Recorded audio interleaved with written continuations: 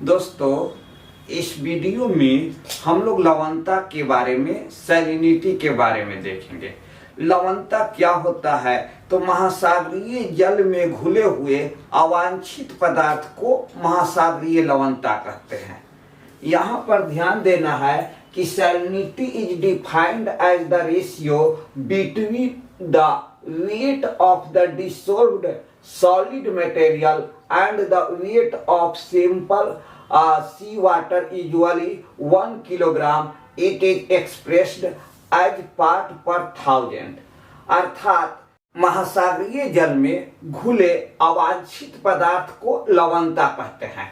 लवणता को ग्राम प्रति हजार में व्यक्त किया जाता है और इसके लिए जो सिंबल दिया जाता है वह सिंबल जो होता है आपको इस तरह से यहाँ ए सिंबल है, तो ए ऐसे ध्यान दीजिएगा। लवणता के लिए जो सिंबल है वह इस तरह का सिंबल होता है। जो आप प्रतिशत देते थे तो एक बिंदु ऊपर एक बिंदु नीचे और यहाँ पर 2 बिंदु नीचे देना है और लवणता को ग्राम प्रति हजार में दर्शाया जाता है। तो महासागरीय जल में घुले हुए अवांछित पदार्थ को महासागरीय लवणता कहते हैं। और महासागरीय लवणता का सबसे प्रमुख काज तो भूमि है। यह क्वेश्चन बीपीएससी में पूछा भी गया है। महासागरीय लवणता का सर्वप्रमुख कारण क्या? तो भूमि है। तो देखिए यहाँ पर ऑलरेडी लिखा हुआ है, land are the main source of salinity of the ocean and rivers are the main carriage। अर्थात रिवर क्या करता है, उसको ढोकर उसको एक जगह से दूसरे जगह स्थानांतरित कर ले जाता है महासागर में। आदर्श जो लवणता का फैक्टर्स है वह फैक्टर्स आपका क्या है? टेम्परेचर है, रिवर्स है, विंड है, ओशन करंट है, रेनफॉल है। तो जहां पर भी तापमान अधिक होगा वहां लवणता अधिक होगा। क्यों? क्योंकि जो प्योर वाटर होगा वो वेपर में चेंज कर जाएगा और सैलिनिटी बचा हुआ रह जाएगा।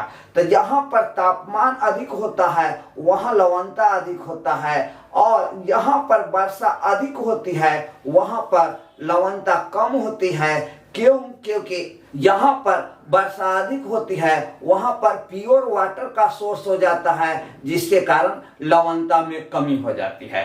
इसके साथ ही साथ जिन क्षेत्रों में ठंडी जलधारा बहती है उन क्षेत्रों में लवणता कम होता है और यहाँ पर गर्म जलधारा बहती है वहां लवणता अधिक होती है। क्यों? क्योंकि जो भी ठंडी जलधारा है, ठंडी जलधारा का उत्पत्ति ग्लेशियर के पिघलने के फलस्वरूप हुआ है, हिमखंडों के पिघलने के फलस्वरूप हुआ है। जैसे यहाँ पर हम ओयासियो एक पैसिफिक ओशंस का महत्वपूर्ण कोल्ड करंट है। उसी तरह से हम यहाँ पर अटलांटिक ओशंस में लेब्राडोर करंट, तो लेब्राडोर करंट्स और ओयासियो जो करंट है इन दोनों करंट्स की उत्पत्ति हिमशिला खंडों के पिघलने के फलस्वरूप हुआ है जिसके कारण वो फ्रेश वाटर का सोर्स होता है और वहां पर लवणता कम होता है। अब यहाँ अगला है इवोपरेशन, तो जिसको बतलाए ओशन करंट। तो ओशन करंट्स भी लवणता को प्रभावित करने वाला काम करता है। जहां पर गर्म जलधारा ठंडी जलधारा के क्षेत्र में पहुंचती है तो गर्म जलधारा अपने साथ लवणीय जल लेकर जाता है और वहीं ठंडी जलधारा एक स्थान से दूसरे स्थान पर फ्रेश वाटर को स्थानांतरित करता है। तो इस तरह से लवणता को प्रभावित करने वाले जो प्रमुख फैक्टर हुए वो फैक्टर्स आपका क्या क्या है? तो यहाँ पर देखिए कि वो फैक्टर्स कौन कौन सा है। तो ऑलरेडी वो फैक्टर्स के बारे में बताया गया है। विंड एक महत्वपूर्ण फैक्टर्स है, रिवर एक महत्वपूर्ण फैक्टर्स है, ओशन करंट एक महत्वपूर्ण फैक्टर्स है और रेनफॉल एक महत्वपूर्ण फैक्टर्स है तथा इवेपोरेशन एक महत्वपूर्ण फैक्टर्स है। लेकिन जब एग्जाम हॉल में यह क्वेश्चन आए कि लवणता का सर्वप्रमुख कारण कौन सा है, तो लवणता का सर्वप्रमुख कारण land are the main source of salinity of the oceans. Land जो है, धरातल जो है, लवणता का प्रमुख सोर्स है और लवणता को ग्राम प्रति हजार में व्यक्त किया जाता है। इस तरह से ग्राम प्रति हजार में व्यक्त किया जाता है। दोस्तों अब हम लोग आगे बढ़ते हैं। तो इस स्लाइड में बताया गया है कि महासागरीय लवणता में कितने प्रकार के लवण घुले होते हैं। तो डिटमार महोदय के अनुसार डिटमार एक वैज्ञानिक थे जिन्होंने बतलाया कि सैलिनिटी जो होता है ओशंस में वो 27 प्रकार के साल्ट घुला हुआ रहता है। महासागर में डिटमार महोदय के अनुसार 27 प्रकार के लवण घुले हुए होते हैं, साल्ट घुले हुए होते हैं, जिसमें से 7 जो है मेजर इंपॉर्टेंस है। ये 7 कौन कौन सा साल्ट है उसका आपको नाम याद होना चाहिए। तो नंबर 1 है sodium chloride, number 2 magnesium chloride, number 3 magnesium sulphate, number 4 calcium sulphate, number 5 potassium sulphate, number 6 calcium carbonate, number 7 magnesium bromide. तो ये 7 आपका प्रमुख साल्ट है जो कि महासागर में घुला होता है और महासागरीय लवणता के प्रमुख काउज होते हैं। दोस्तों यहाँ पर एक और चीज है कि महासागर का स्टैंडर्ड सैलिनिटी कितना होता है। तो महासागर का स्टैंडर्ड सैलिनिटी होता है 35 ग्राम प्रति हजार। ये सभी क्वेश्चंस एग्जाम में बार बार पूछा जाता है कि महासागर का स्टैंडर्ड सैलिनिटी कितना होता है। तो 35 ग्राम प्रति हजार। और इसमें जो 7 साल्ट बताया गया है, ये साल्ट का यहाँ आपको 1 ग्राम प्रति हजार बताया गया है कि इसमें 35 ग्राम प्रति हजार में सोडियम क्लोराइड की मात्रा 27.213 ग्राम प्रति हजार है, मैग्नीशियम क्लोराइड की मात्रा 3.80 ग्राम प्रति हजार है और उसी को यहाँ पर प्रतिशत में बताया गया है। तो ये स्लाइड्स आप लोगों के लिए बहुत अधिक इंपॉर्टेंस है। अब हम लोग आगे आते हैं। इस स्लाइड में बताया गया है कि सामान्यतः महासागर में लवणता विषुवत रेखा से ध्रुव के तरफ कम होते जाता है। जैसे यहाँ पर अगर हमने ये देखिए जो मैप बनाया गया है, ये इक्वेटर है। तो इक्वेटर से जैसे जैसे ध्रुव के तरफ बढ़ते हैं, पोल के तरफ जाते हैं, तो लवणता में कमी होते जाता है। ये 100% सही नहीं है, लेकिन कॉमन हम कह सकते हैं कि जैसे जैसे विषुवत रेखा से पोल के तरफ जाते हैं, लवणता की मात्रा में कमी होती जाती है। ये दोनों गोलार्ध में यही स्थिति होता है। अब यहाँ पर देखिए, ध्यान दीजिएगा, बताया गया है कि नॉर्दर्न हेमिस्फीयर में सबसे अधिक लवणता कहाँ होता है। तो 20 डिग्री से 40 डिग्री अक्षांश के बीच में।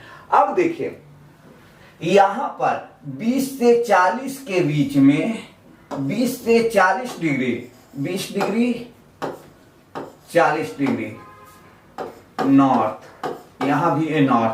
तो यहाँ पर लवणता सबसे अधिक होता है। तो ध्यान देना है कि विषुवत रेखीय क्षेत्र में सबसे अधिक लवणता नहीं होता है। तापमान अधिक होने के कारण भी इस क्षेत्र में सालों भर वर्षा होती है, जिसके कारण विषुवत रेखीय क्षेत्र में लवणता सबसे अधिक नहीं होता है। उत्तरी गोलार्ध में सबसे अधिक लवणता 20 से 40 डिग्री अक्षांश के बीच होता है और कितना होता है। तो 36 ग्राम प्रति हजार। उसी तरह से दक्षिणी गोलार्ध में सबसे अधिक लवणता 10 से 30 डिग्री अक्षांश के बीच होता है और यहाँ पर कितना होता है। तो 35 से 36 ग्राम प्रति हजार। और महासागर का average salinity of the oceans कितना। तो 35 ग्राम प्रति हजार। ये जो स्लाइड्स है ये भी बहुत अधिक इंपॉर्टेंट है कि उत्तरी गोलार्ध में सबसे अधिक लवणता कहाँ और दक्षिणी गोलार्ध में सबसे अधिक लवणता कहाँ। तो ये दोनों बहुत इंपॉर्टेंट क्वेश्चन है। साथ ही साथ आपका ओशन का स्टैंडर्ड सैलिनिटी कितना होता है। तो 35 ग्राम प्रति हजार। इस स्लाइड्स में यह बताया गया है कि कहां पर सबसे अधिक लवणता होता है। तो जनरली हम लोग जानते हैं कि विश्व में सबसे अधिक जो लवणता होता है वह घिरे हुए सागरों में सबसे अधिक लवणता होता है, जहां भी चूंकि वहां पर वाटर का जमा होता है, वाटर वहां पर जमा होता है, तो जो भी लवण आता है वो धीरे धीरे जमते जाता है और वाटर वेपर्स के रूप में वेपर्स के रूप में चेंज कर जाता है और लवण धीरे धीरे जम जाता है, जिसके कारण घिरे हुए सागरों में, जो चारों तरफ से स्थल से घिरा हुआ सागर है, वहां पर लवणता सबसे अधिक होता है। तो विश्व में सबसे अधिक लवणता कहाँ? तो lake one in Turkey, Turkey के वान झील में विश्व में सबसे अधिक लवणता होता है 330 ग्राम प्रति हजार। ये तो क्वेश्चन बार बार पूछा जाता है कि सबसे अधिक लवणता कहाँ होता है, तो 330 ग्राम प्रति हजार होता है। एक कहाँ? तो lake one in Turkey, Turkey के वान झील में। दूसरा सबसे अधिक लवणता रेड सी में होता है। रेड सी में कितना होता है? तो 240 ग्राम प्रति हजार। और तीसरा डेड सी, तो ये डेड सी में 238 ग्राम 238 ग्राम प्रति हजार होता है आपका डेड सी में। साथ ही चौथा सबसे अधिक लवणता वाला जो क्षेत्र है वह ग्रेट साल्ट लेक है, जो यूएसए में है, और यहाँ ग्रेट साल्ट लेक में 220 ग्राम प्रति हजार लवण पाया जाता है। दोस्तों अब है कि ये तो सबसे अधिक लवणता वाला क्षेत्र है। सबसे कम लवणता कहाँ होता है? गल्फ ऑफ बोथनिया में सबसे कम लवणता होता है, यहाँ पर लवणता 2 ग्राम प्रति हजार होता है। तो ये भी क्वेश्चन बहुत इंपॉर्टेंट है कि minimum salinity of the oceans कहाँ? तो गल्फ ऑफ बोथनिया 2 ग्राम प्रति हजार। अब ये गल्फ ऑफ बोथनिया कहाँ पर स्थित है? तो ये नार्वे के तटीय क्षेत्र में आप देखिएगा यूरोप के मैप में, तो वहां पर आपको गल्फ ऑफ बोथनिया मिलेगा, जहां पर की लवणता सबसे कम होता है। अब एक सैलिनोमीटर डिवाइस है, इंस्ट्रूमेंट है, जो कि ओशंस के सैलिनिटी को मेजरमेंट करता है। तो सैलिनोमीटर क्या है? It is an instrument which is used to measure salinity of sea water. Oceans के वाटर में कितना सैलिनिटी है उसको ये मेजरमेंट करता है। कौन मेजरमेंट करता है? तो सैलिनोमीटर। एग्जाम में कभी भी आ सकता है कि व्हाट इज सैलिनोमीटर? तो salinometer is a instrument which is used to measure salinity of sea water. इसको भी आपको ध्यान देना होगा। अब यहाँ पर देखिए हाइलोक्लाइन। हाइलोक्लाइन 300 मीटर से 1000 मीटर के बीच वाले गहरे भाग को हाइलोक्लाइन कहते हैं। तो ध्यान देना है कि हाइलोक्लाइन क्या है? तो महासागर के आंतरिक भाग में 300 मीटर से 1000 मीटर के डेप्थ के गहराई के एरिया को हाइलोक्लाइन कहते हैं। और इस क्षेत्र में सैलिनिटी में तीव्र गति से चेंजिंग होता है। तो halocline it denotes a zone of sharp salinity change in the vertical section of the oceans between 300 meter to 1000 meter depth। तो 300 मीटर से 1000 मीटर की गहराई पर जो सैलिनिटी में तीव्र गति से बदलाव होता है उसी क्षेत्र को क्या कहते हैं? तो उस क्षेत्र को हाइलोक्लाइन कहा जाता है। उस क्षेत्र को क्या कहा जाता है? हाइलोक्लाइन कहा जाता है। तो इस मैटर को आपको ध्यान देना है। अब है कि जब महासागर की लवणता होता है तो उसका क्या क्या इंपॉर्टेंस है? तो महासागरीय लवणता का सबसे पहला जो मुख्य इंपॉर्टेंस है कि जो भी महासागर में जीव जंतु पाए जाते हैं उसको यह प्रभावित करता है। तो the ocean salinity affects the marine organisms and plant community. Oceans में जो भी मैरीन ऑर्गेनिजम्स पाया जाता है, जो भी प्लांट कम्युनिटी पाया जाता है, उसको ये इफेक्ट करता है। बहुत ज्यादा ओशन सैलिनिटी होने से कोरल रीफ्स को प्रॉब्लम होता है और कोरल रीफ्स का विनाश होता है। तो ये भी ध्यान देना है कि सैलिनिटी बहुत अधिक भी नहीं होना चाहिए और बहुत कम भी सैलिनिटी नहीं होना चाहिए, क्योंकि कोरल रीफ्स और अदर जो मैरीन ऑर्गेनिजम्स है उनको जीवित रहने के लिए एक स्टैंडर्ड सैलिनिटी होना चाहिए। दूसरा है the freezing and boiling points are greatly affected and controlled by the addition or subtraction of salt in sea waters। तो आपको जल का फ्रीजिंग पॉइंट और जल का बॉइलिंग पॉइंट, ये दोनों पॉइंट्स इफेक्ट करता है। कौन इफेक्ट करता है? तो सैलिनिटी फ्रीजिंग पॉइंट्स को और बॉइलिंग पॉइंट्स को इफेक्ट करता है। जो भी सलाइन वाटर होगा वह बहुत तीव्र गति से गर्म होगा फ्रेश वाटर की अपेक्षा। तो ये भी सैलिनिटी का एक अलग इंपॉर्टेंस है। यहां पर इस स्लाइड्स में भी आपका सैलिनिटी के इंपॉर्टेंस के भी बारे में बताया गया है। तथा saline water freeze slowly in comparison of fresh water. तो फ्रेश वाटर की अपेक्षा जो सलाइन वाटर होता है वह धीरे धीरे जमता है। तो ये भी बात ध्यान देना है कि उसका आपका फ्रीजिंग पॉइंट क्या होता है, सामान्य जल की अपेक्षा फ्रेश वाटर की अपेक्षा अधिक होता है। जैसे अगला पॉइंट से आपको पता चलेगा। तो जो फ्रेश वाटर होता है, फ्रेश वाटर का आपका फ्रीजिंग पॉइंट 0 डिग्री टेम्परेचर होता है, अर्थात शुद्ध जल 0 डिग्री तापमान पर क्या होता है, आइस के रूप में चेंज कर जाता है। जबकि सलाइन वाटर जो होता है वह आपको माइनस 1.91 डिग्री सेंटीग्रेड टेम्परेचर पर आइस में चेंज करता है। तो ये बहुत इंपॉर्टेंट है कि fresh water 0 degree centigrade temperature पर आइस में चेंज करता है, जबकि saline water -1.91 degree centigrade temperature पर आपको आइस में चेंज करता है।